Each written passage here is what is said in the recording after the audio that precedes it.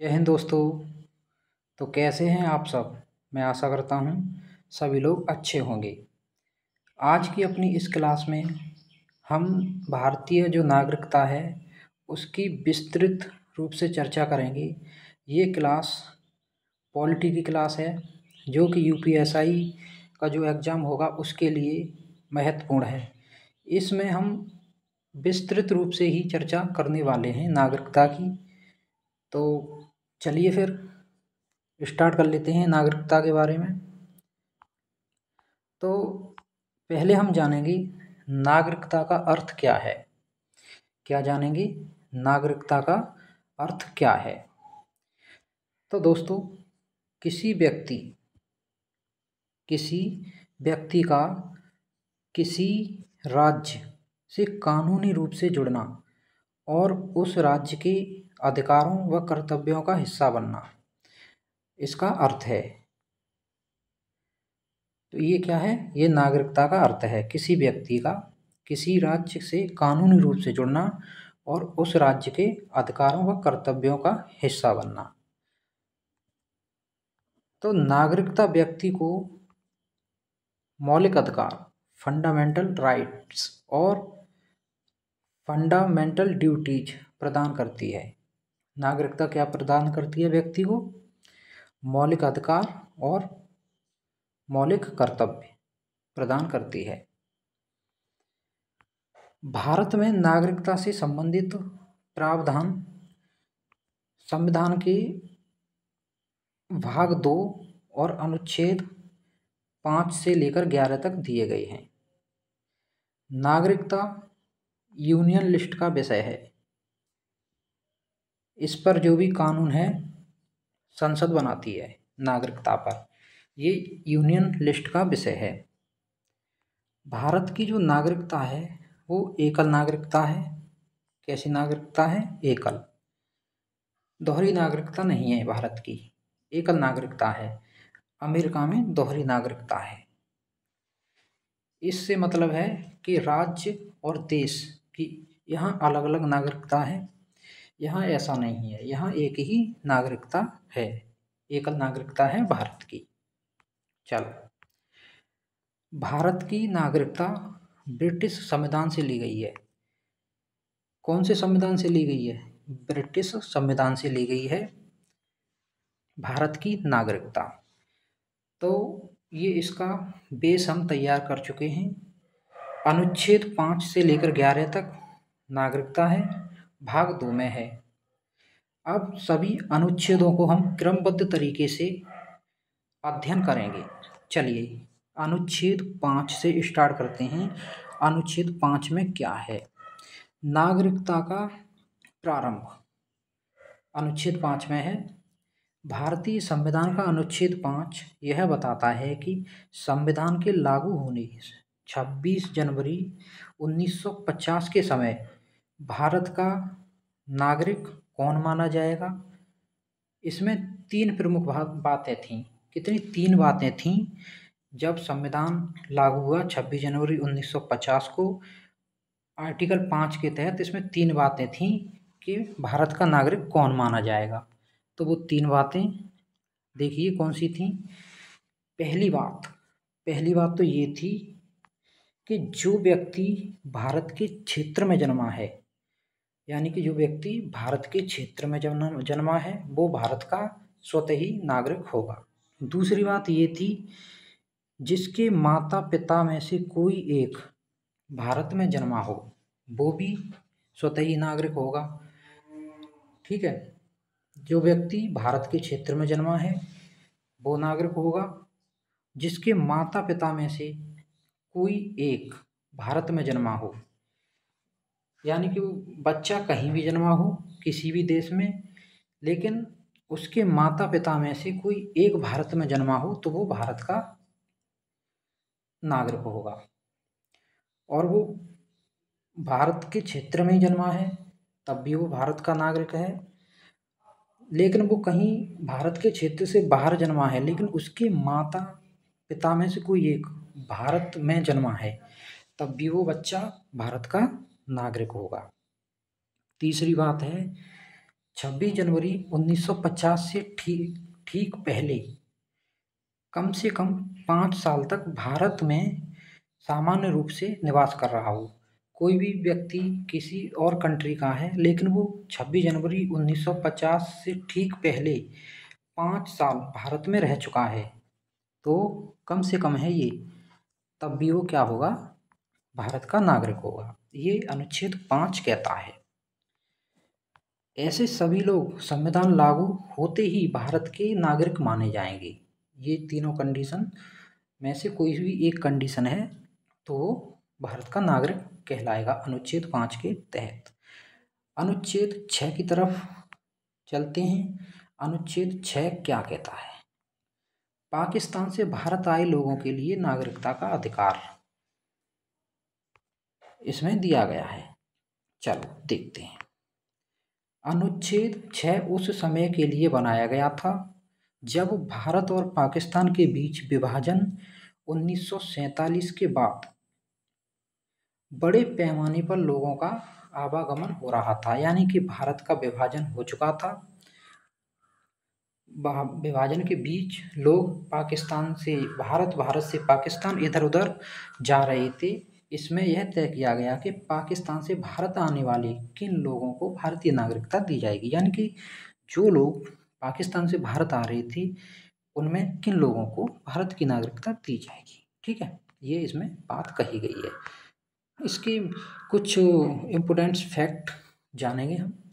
26 जनवरी 1950 से पहले आए लोग, ठीक है। यदि कोई व्यक्ति पाकिस्तान से भारत 19 जुलाई 1948 से पहले आ गया था, 19 जुलाई 1948 से पहले पाकिस्तान से कोई व्यक्ति भारत आ गया था और वह या उसके माता पिता, दादा दादी का जन्म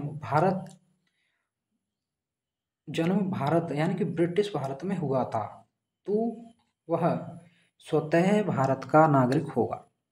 ठीक, तो वह स्वतः भारत का नागरिक होगा।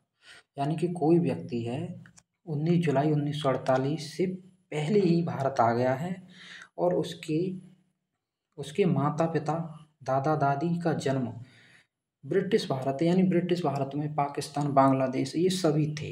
इनमें से कहीं भी उसके माता पिता या दादा दादी का जन्म हुआ है तब वो स्वतः ही भारत का नागरिक हो जाएगा। ये बात इसमें कही गई है।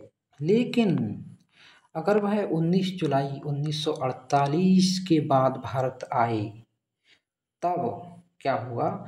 अगर कोई व्यक्ति पाकिस्तान से 19 जुलाई 1948 के बाद भारत आया तो उसे भारतीय नागरिक बनने के लिए क्या करना होगा? क्या करना होगा मेरे दोस्तों? उसे भारत सरकार द्वारा बनाए गए कानूनी प्रक्रिया से गुजरना होगा। ठीक है, चलिए अब अनुच्छेद 7 की तरफ हम बात करते हैं। पाकिस्तान जाने वाले और फिर वो पहले भारत में थे, पाकिस्तान चले गए, फिर पाकिस्तान से भारत आए, उनके संबंध में नागरिकता का प्रावधान अनुच्छेद किसमें है? अनुच्छेद 7 में है। अनुच्छेद 7 में है। चलो अच्छे से समझते हैं अनुच्छेद 7 को भी। अनुच्छेद 7 उन लोगों के बारे में है जो विभाजन 1947 के समय भारत से पाकिस्तान चले गए। भारत से कहाँ चले गए? पाकिस्तान चले गए, लेकिन बाद में वापस भारत आना चाहते थे। चले तो गए, अब वो वापस भी आना चाहते थे, तो उनके लिए क्या प्रावधान है? क्या प्रावधान है मेरे दोस्तों? अगर कोई व्यक्ति विभाजन के समय पाकिस्तान चला गया था, वह भारत का नागरिक नहीं माना जाएगा। क्या हुआ? वो भारत का नागरिक नहीं माना जाएगा। लेकिन क्या है इसमें? अगर वह व्यक्ति भारत सरकार की अनुमति लेकर फिर से भारत आया और उस अनुमति के तहत भारत में बस गया तो उसे भारतीय नागरिकता दी जा सकती थी। क्या था?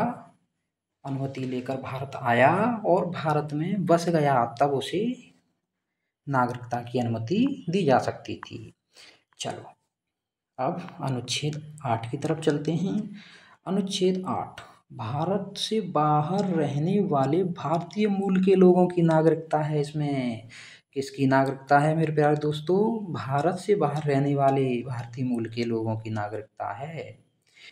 अनुच्छेद उन लोगों के लिए है जो भारत के बाहर रहते थे लेकिन उनके माता पिता या दादा दादी का जन्म ब्रिटिश भारत में हुआ। ब्रिटिश भारत से मतलब है पाकिस्तान, बांग्लादेश, ये सभी इसके अंदर आ जाएंगे। ठीक है, इनका जन्म ब्रिटिश भारत में हुआ था, उसके लिए है। तो इसके प्रावधान क्या हैं?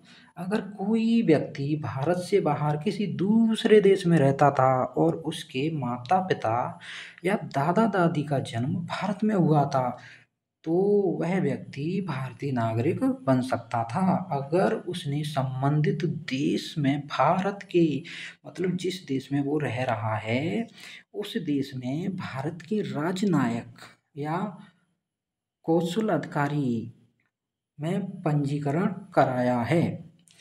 जिस कंट्री में वो रह रहा है वहाँ भारत के राजनयिक इंडियन मिशन में पंजीकरण कराया है, तब क्या होगा? वो भारत की नागरिकता ले सकता था। चलो 9वां अनुच्छेद, विदेशी नागरिकता लेने पर भारतीय नागरिकता का अंत। अगर कोई व्यक्ति स्वेच्छा यानी उसकी इच्छा है स्वेच्छा से किसी विदेशी देश की नागरिकता लेता है तो क्या होगा दोस्तों?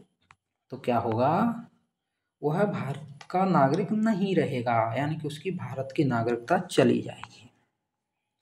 इसका मतलब है कि संविधान लागू होने के बाद से दोहरी नागरिकता डुअल सिटीजनशिप की अनुमति नहीं थी और आज भी सामान्य रूप से नहीं है। हालांकि OCI, PIO जैसे कुछ विशेष प्रावधान बाद में बनाए गए, इसके बारे में आगे हम चर्चा करेंगे। चलो आगे चलते हैं। अनुच्छेद 10 की हम बात करते हैं। अनुच्छेद 10, नागरिकता का निरंतर अधिकार, यानी कि अनुच्छेद 5 से 9 के अंतर्गत जो भी व्यक्ति भारत का नागरिक माना गया है वह तब तक भारत का नागरिक रहेगा जब तक संसद द्वारा बनाए गए किसी कानून के अनुसार उसकी नागरिकता समाप्त न कर दी जाए। सरल शब्दों में बात करते हैं, अगर कोई व्यक्ति 26 जनवरी 1950 को संविधान के अनुसार नागरिक था तो वह आगे भी नागरिक रहेगा जब तक संसद द्वारा कोई कानून उसकी नागरिकता खत्म न कर दे। चलो आगे चलें दोस्तों। कहीं भी कोई आपको दिक्कत है समझने में, कोई प्रॉब्लम है, आप कमेंट करें, उसका हम अवश्य ही जवाब देंगे। अनुच्छेद 11, और वीडियो को लाइक करें, दोस्तों के साथ शेयर अवश्य करें और चैनल को सब्सक्राइब भी कर लें। चलो अनुच्छेद 11, संसद की नागरिकता क्या है? अनुच्छेद 11 में संसद की नागरिकता पर अधिकार। ठीक है, चलो देखो, संसद को यह अधिकार है कि वह किसी भी समय नागरिकता से संबंधित मामलों के लिए कानून बना सकती है। ठीक है, कानून बना सकती है। चलो, इसमें नागरिकता की प्राप्ति, समाप्ति और अन्य मामलों पर नियम बनाने की पूरी शक्ति संसद के पास है। किसके पास है? संसद के पास है। इसी के तहत नागरिकता अधिनियम 1955 बना और बाद में इसमें कई बार संशोधन भी हुए। अनुच्छेद 11 के तहत नागरिकता संशोधन अधिनियम 1955 बना और इसमें आगे चल के भी कई संशोधन हुए। चलो देखिए आगे। अब हमने 5 से लेकर 11 तक सभी अनुच्छेदों को अच्छे तरीके से समझा किस अनुच्छेद में क्या है। अब अनुच्छेद 11 के तहत नागरिकता सिटीजनशिप एक्ट 1955 आया, इसके बारे में भी हम विस्तृत रूप से चर्चा करेंगे। चलो देखते हैं। संविधान लागू होने के समय 26 जनवरी 1950 नागरिकता से संबंधित केवल शुरुआती प्रावधान अनुच्छेद 5 से 11 दिए गए थे। ये तो हम पढ़ ही चुके हैं। अनुच्छेद 11 ने संसद को अधिकार दिया कि वह नागरिकता के बारे में विस्तृत कानून बनाए। इसी तरह नागरिकता संशोधन अधिनियम 1955 लागू हुआ। तो इसी की बात करेंगे। तो ये अधिनियम संपूर्ण भारत पर लागू है, संपूर्ण भारत पे ये लागू है। इसका उद्देश्य नागरिकता की प्राप्ति, समाप्ति और अन्य मामलों के लिए विस्तृत कानूनी ढांचा देना है। इसका उद्देश्य है ये। इसमें भाग 1 में है ये। इसके भाग 2 में नागरिकता प्राप्त करने के तरीके, नागरिकता कैसे प्राप्त की जा सकती है। तो नागरिकता प्राप्त करने के 5 तरीके हैं इसमें। कितने प्रमुख 5 तरीके हैं। उन 5 तरीकों को हम पढ़ते हैं। जन्म द्वारा, सिटीजनशिप बाय बर्थ। देखिए 26 जनवरी 1950 से 1 जुलाई 1987, 26 जनवरी 1950 से 1 जुलाई 1987 तक भारत में जन्म लेने वाला हर व्यक्ति नागरिक था, चाहे माता पिता की नागरिकता कुछ भी हो।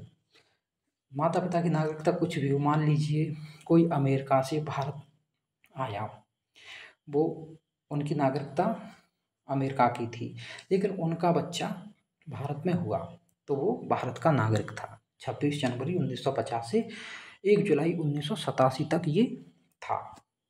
लेकिन एक संशोधन हुआ, फिर 1986 में हुआ था वो संशोधन, जिसके माध्यम से माता या पिता में से कम एक भारतीय होना जरूरी था।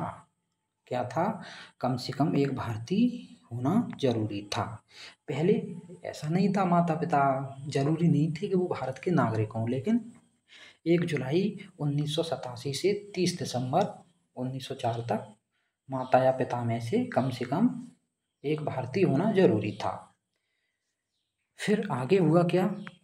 3 दिसंबर 2004 के बाद माता पिता में से एक भारतीय हो और दूसरा अवैध प्रवासी न हो।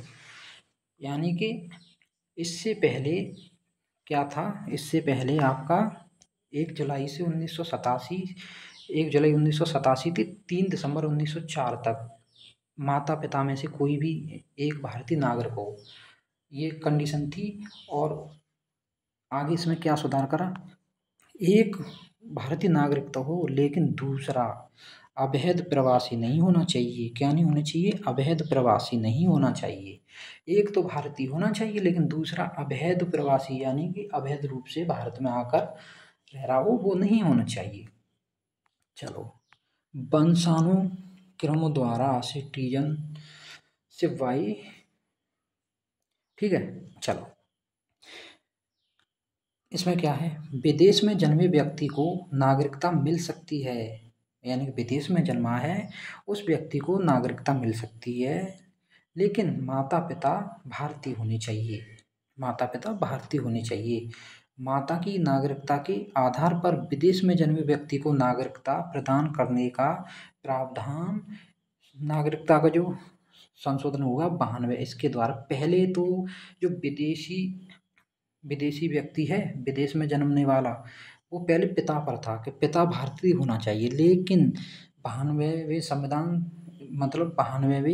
संशोधन अधिनियम द्वारा माता को भी इसमें ऐड कर दिया गया। अब हो गए माता पिता दोनों। पंजीकरण द्वारा भारत में रहने वाले कुछ श्रेणी के लोग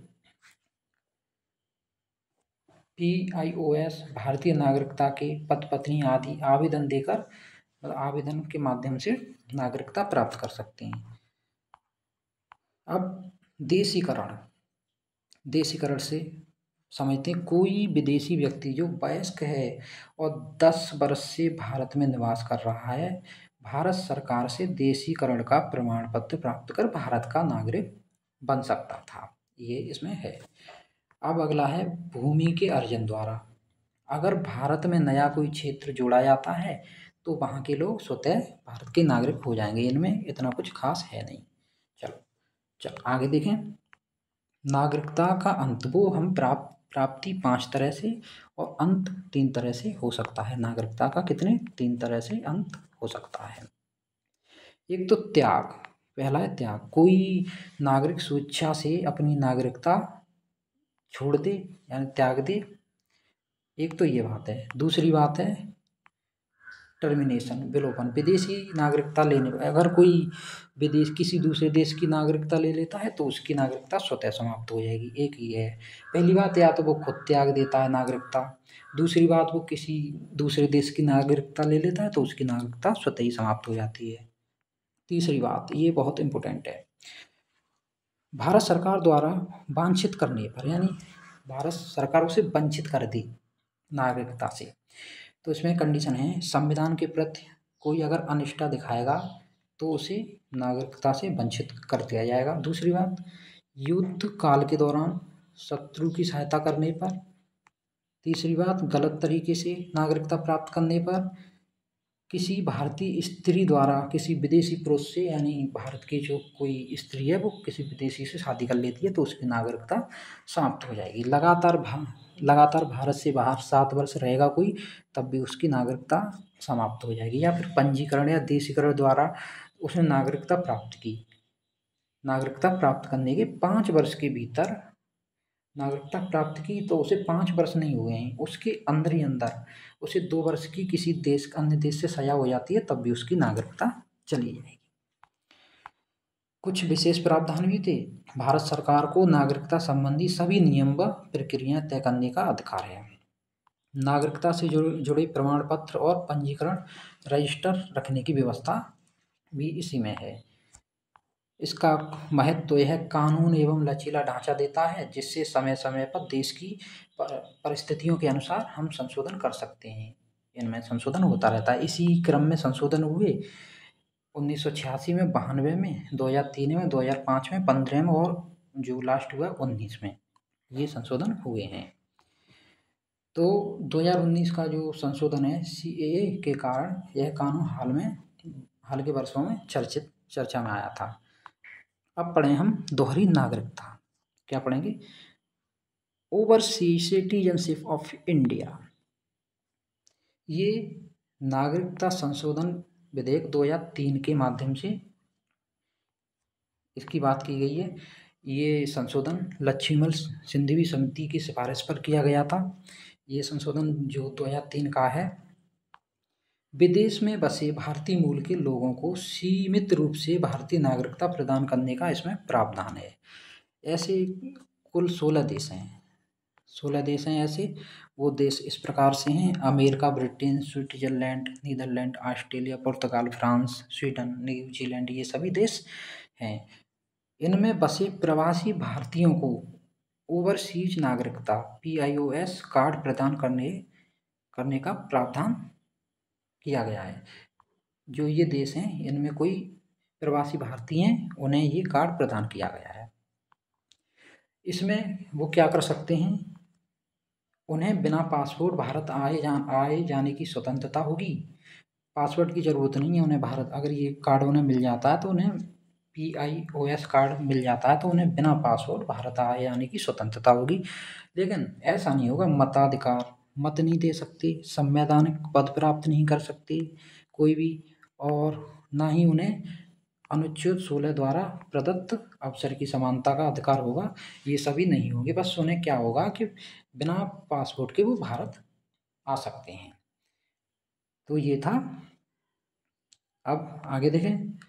फिर भारतीय संविधान संशोधन अधिनियम 2005 के तहत क्या हुआ, कोई भी प्रवासी भारतीय जो किसी देश में रह रहा है और उस देश में है दोहरी नागरिकता, जैसे कि अमेरिका में दोहरी नागरिकता, कोई अमेरिका में रह रहा है व्यक्ति, भारत का प्रवासी भारतीय अमेरिका में रह रहा है तो भारत उसे इस संशोधन के, लेकिन पाकिस्तान बांग्लादेश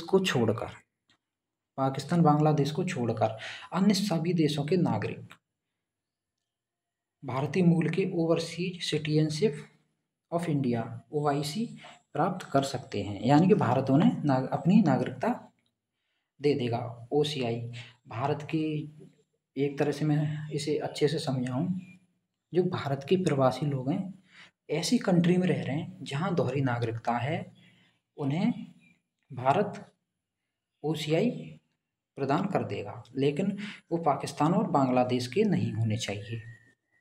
चलो, नागरिकता संशोधन विधेयक 2015 के माध्यम से जो PIO है और OCI है, इसका विलय कर दिया गया। एक बार फिर से मैं बताता हूँ, PIO क्या है। PIO है जो भारत के प्रवासी लोग हैं, जो 16 मैंने कंट्री बताई हैं, उनमें से कहीं निवास कर रहे हैं, तो भारत उन्हें PIO कार्ड प्रोवाइड कराएगा, जिसके माध्यम से वे क्या करेंगे, बिना पासपोर्ट के भारत आ सकेंगे, लेकिन उन्हें कोई भी संवैधानिक पद या मताधिकार या अनुच्छेद 16 के द्वारा प्रदत्त अवसर की समानता का इनमें से कोई भी उन्हें प्रोवाइड नहीं कराया जाएगा। चलो, और जबकि OCI ये है, भारत के जो लोग हैं ऐसे देशों में रह रहे हैं जहाँ की दोहरी नागरिकता है, ये उन्हें ये प्रोवाइड कराएंगी। चलो ठीक है, अब नागरिकता संशोधन अधिनियम 2019 की भी चर्चा करते हैं। इसके मुख्य प्रावधान हम पढ़ेंगे, जल्दी से कर लेते हैं इसे भी। धार्मिक अल्पसंख्यकों के लिए त्वरित नागरिकता मार्ग है ये। इसमें क्या था, देखो, अफगानिस्तान, पाकिस्तान और बांग्लादेश से धर्म के आधार पर उत्पीड़न झेलकर भारत आए, यानी कि अफगानिस्तान हो, पाकिस्तान हो और बांग्लादेश हो, या धर्म के आधार पर उत्पीड़न झेलकर आए हिंदू, सिख, बौद्ध, जैन, पारसी और ईसाई समुदायों के लिए नागरिकता प्रक्रिया को सरल बना दिया गया। इसके माध्यम से उन्हें अवैध प्रवासी नहीं कहा जाएगा। क्या नहीं कहा जाएगा? उन्हें अवैध प्रवासी नहीं माना जाएगा। वह शर्तें वे 31 दिसंबर 2014 तक भारत में प्रवेश कर चुके हों। 31 दिसंबर 2014 से पहले भारत में वे आ चुके हों। कहाँ से? पाकिस्तान, बांग्लादेश, अफगानिस्तान से, और उनके ऊपर धर्म के आधार पर उन पर उत्पीड़न किया जा रहा हो, हिंदू हों, सिख हों, बौद्ध हों, जैन हों, पारसी हों, ईसाई हों, लेकिन मुस्लिम नहीं हों वो, और 31 दिसंबर 2014 से पहले भारत में आ गए हों, तो उनके लिए नागरिकता हेतु आवश्यक निवासी अवधि में छूट। आमतौर पर पहले वो 11 वर्ष की आवश्यकता थी, लेकिन अब इन 6 समुदायों के लिए 5 वर्ष कर दी गई है। 5 वर्ष तक वो रहें, उसके बाद उन्हें मिल जाएगी, नागरिक माने जाएंगे भारत के। और उनके इसी के साथ उनके खिलाफ किसी भी अवैध प्रवास कानूनी कार्रवाई को समाप्त किया जाएगा। कुछ क्षेत्रों में ये लागू नहीं है। भारत के जो 6ठी अनुसूची में आदिवासी क्षेत्र के राज्य हैं, वो आपने पढ़े होंगे, ATM स्क्वायर बताया मैंने, असम, त्रिपुरा, मेघालय, मिजोरम, यहाँ पे ये लागू नहीं है। और इनर लाइन परमिट ILP क्षेत्र अरुणाचल प्रदेश, मिजोरम, नागालैंड, मणिपुर में भी ये लागू नहीं है, ये यहाँ पे लागू नहीं है। ठीक है। OCI कार्ड धारकों के लिए नए नियम। यदि कोई OCI overseas citizen of India, ये मैं अभी बता के आया हूँ, धारक धोखाधड़ी करता है, गंभीर अपराध करता है या देश की सुरक्षा के लिहाज से खतरा पैदा करता है, तो उसकी OCI पंजीकरण रद्द कर दिया जाएगा इसके माध्यम से, जो 2019 में संशोधन हुआ था उसके माध्यम से। इसके ऊपर विवाद रहा। धार्मिक आधार पर भेदभाव अधिनियम में धर्म को आधार मानना, विशेषकर मुसलमानों को इससे बाहर रखने से काफ़ी आलोचना हुई थी इस एक्ट की, क्योंकि यह संविधान की धर्मनिरपेक्षता और समानता के सिद्धांतों के विपरीत माना गया। विरोध प्रदर्शन भी हुए भारत में, पूरे देश विशेषकर असम और उत्तर पूर्वी क्षेत्र विरोध प्रदर्शन से गूंज उठा। कई जगह हिंसा हुई और मृत्यु की घटनाएं हुई। इंटरनेट बंद कराया गया। छात्रों, ये आपके सामने ये सभी घटनाएं हुई हैं, आपको ये पता नहीं। अंतर्राष्ट्रीय आलोचना भी हुई इसकी। संयुक्त राष्ट्र मानवाधिकार कार्यालय ने CAA को मूल रूप से भेदभावपूर्ण बताया। तो ये था नागरिकता से संबंधित ये क्लास थी। और क्लास अच्छी लगी हो आपको तो वीडियो को लाइक कर दें, दोस्तों के साथ शेयर करें, चैनल को सब्सक्राइब अवश्य करें। और ये यहाँ से एक भी क्वेश्चन बाहर नहीं जाएगा। एक वीडियो इसकी हम MCQ की भी लाने का प्रयास करेंगे। Thank you.